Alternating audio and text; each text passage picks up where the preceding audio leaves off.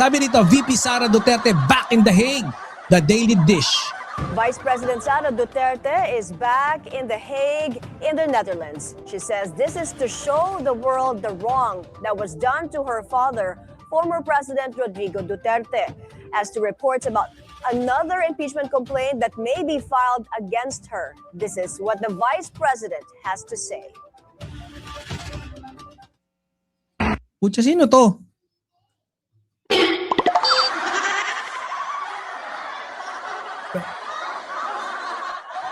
Robin, ikaw ba yan?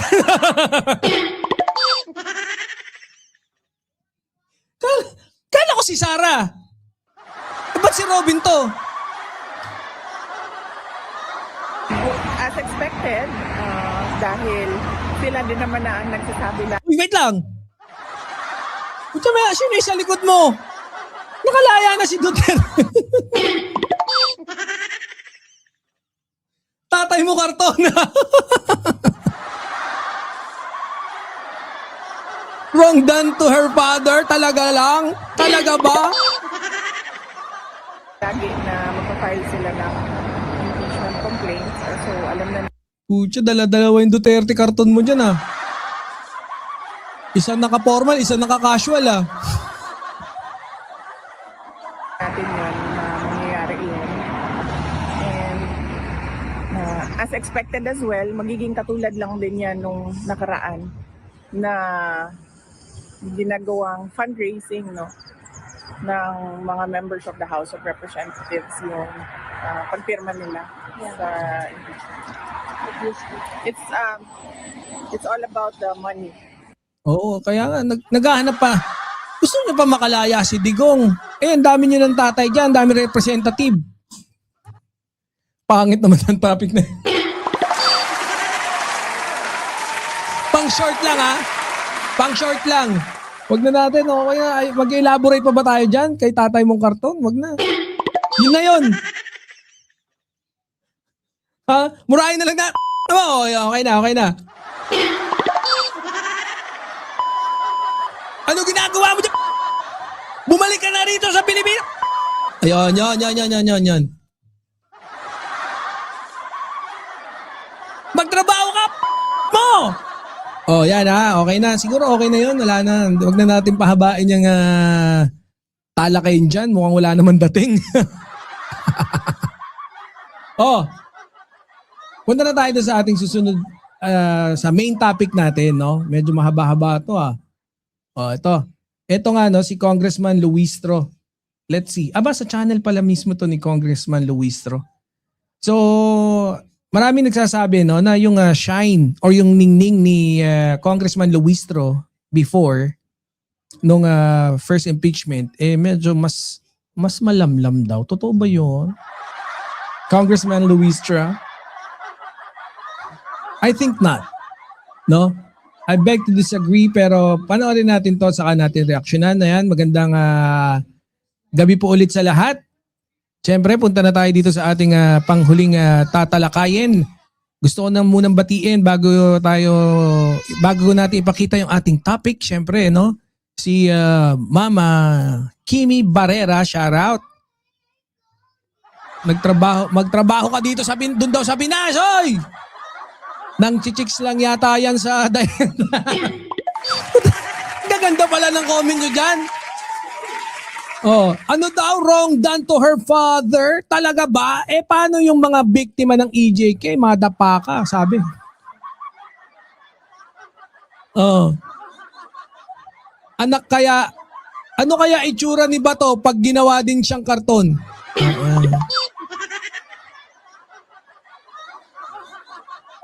Kung yun, tatay mo kalbo. Ay, tatay mo karton. Ito naman, tito mo kalbo. Tito mo kalbo.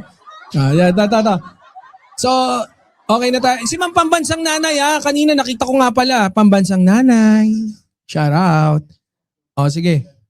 Let's go with the flow.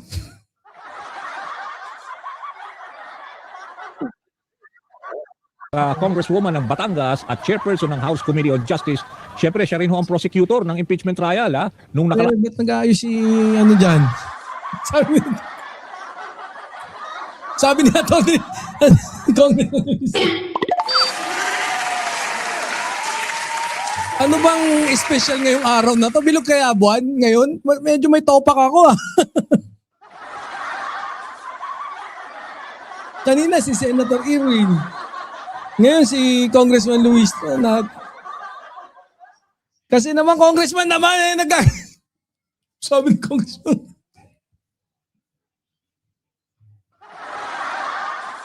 Anyways, ulit, take two ha. Huwag nyo, cut nyo ron ha. Ha? O magandang gabi po bayan at syempre, magandang gabi mga birador natin dyan sa baba. Welcome po dito sa Birahan PH at ay pumunta na po tayo sa ating panghuling talakayin at syempre, eto nga po, pagdinig sa anumang impeachment case, constitutional duty ng Kongreso ayon kay Congressman Luistro. So, lahat ng mga impeachment na ilalatag sa kanilang opisina ay diringgin at dapat dinggin dahil ito ay naaayon sa constitutional duty ng mga mambabatas. Pasok! Ang 2nd District Congresswoman ng Batangas at Chairperson ng House Committee on Justice, syempre siya rin ho ang prosecutor ng impeachment trial nung nakaraan kay Vice President Sara Duterte. Anyway, nandito si Congresswoman Jervil Luistro. Ma'am Jinky, Congresswoman Jinky, si Danny Buenapeo sa programa. Okay. Kinukulot lang pala ni Congressman Luis. Para hindi, kasi siguro, di ba, medyo hindi pantay yung pagkakulot yung pagkaka-curl dito. Medyo mas curl yung dito sa kabila, so pinantay. Yun naman pala. Sorry, Congressman Luis. Pasok. Programa Kabayan, kamusta ho? Long time no see.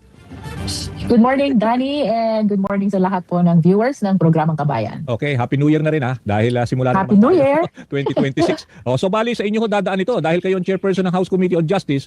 So ito, yung complainant natin si Attorney Andre De Jesus. Ano ho ba ang feeling ninyo dito sa pagsalang nitong first impeachment complaint laban sa Pangulong Marcos?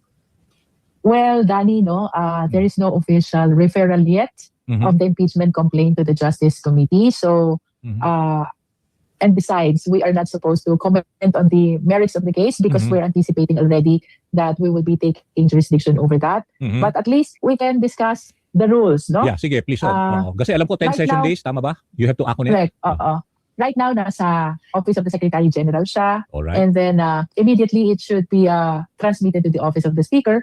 From the Office of the Speaker, he has a period of 10 session days to include the same in the order of business of the plenary. And then from there, they have 3 session days to refer it to the Justice Committee, no? Tapos, pagdating naman dito sa Justice Committee, the committee we are chairing, Danny, we're supposed to first determine sufficiency in form. Yeah. Second is determination of sufficiency in substance.